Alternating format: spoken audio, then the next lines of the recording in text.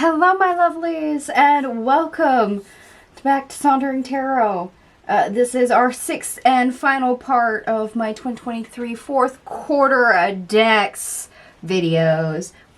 I bought or was gifted 36 decks in the months of October, November, and December of 2023.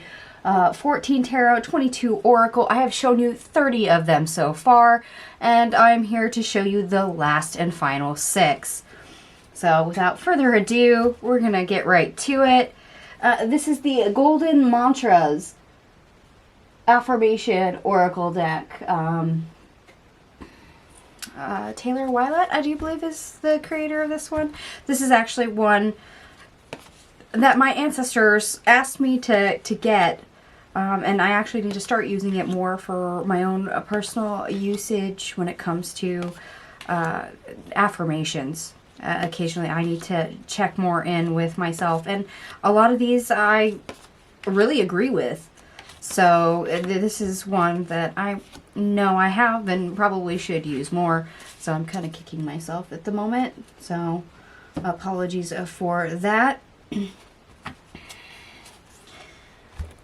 A lot of you will recognize this one. This is Amanda Lovelace's The Cozy Witch at Tarot. This is one that I thought might be a little young for me. It's a more modern vibe. I usually have issues with modern decks just simply because I can't connect to them, or I see them in a different way. Disagreements on how to depict something for a modern deck is usually an issue for me. This one, no, I made friends with it right away.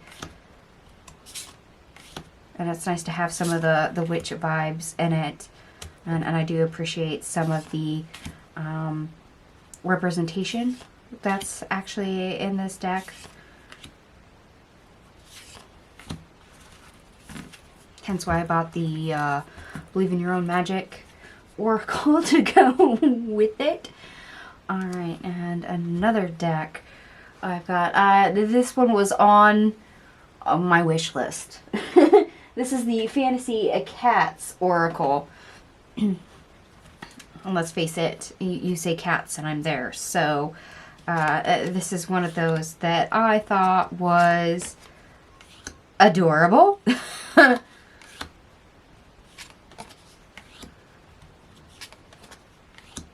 Let's face it, it does have some unique keywords, but mainly it's adorable. What can I say? I am basically a cat myself, so even though it's a very small a deck, I do enjoy this one. Toggling back over to tarot, here is an indie deck.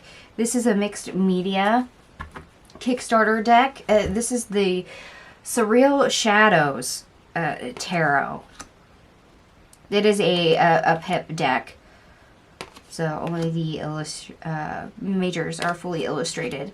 But it's quite unique, and it does kind of have like that watercolor almost background to it. There was multiple different mediums to create these, but I really enjoyed how the majors and stuff were done, and I don't mind pip decks. So this was on a completely different spectrum from some of the other decks that I had, as well as the other ones I was collecting in 2023. So it's quite different, quite unique. And speaking of more unique decks, here's an oracle for you. This is the Witches Through History Oracle. It is a very small deck. It's only like 22 cards. It does have suits. It is based on folklore and witches throughout history. Yes, it is rather unique, whether you agree or disagree with any of the stories in it. My ancestors, believe it or not, called for this deck. I actually got nudged to go acquire it. I knew I needed to purchase a deck, and I was standing in the store, and that's the one they wanted.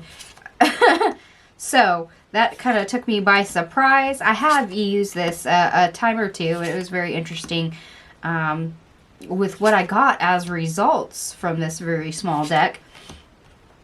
So as much as some of us can maybe be apprehensive about this deck or representation, it's actually worth it to at least handle a copy and see what it does for you. I would recommend giving it a go. They list it as a grimoire and oracle. I would mostly just call it an oracle rather than a grimoire, but that's my own personal opinion. Agree to disagree.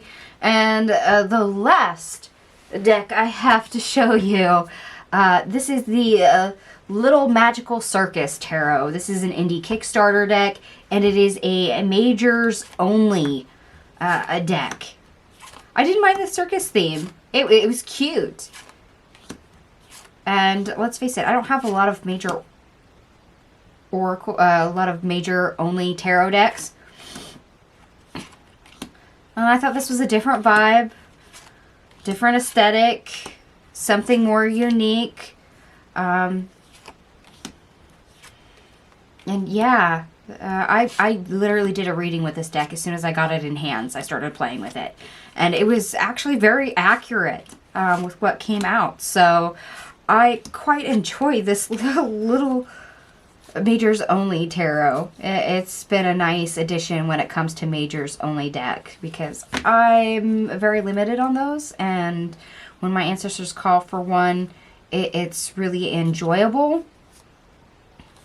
So having more of them just means I get to use them in different types of spreads, etc. So that was a nice thing to acquire as well. All right, my lovelies, if you missed parts 1 through 5, you can find them in the description box down below.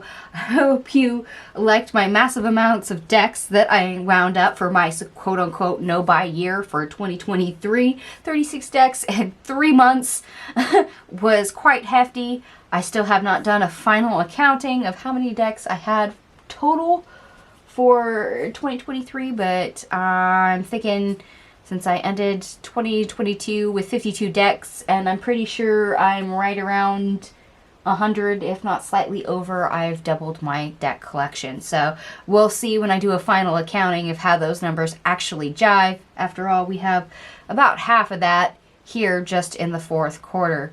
All right, my lovelies, thank you so much for watching, and I'll see you guys later. Bye.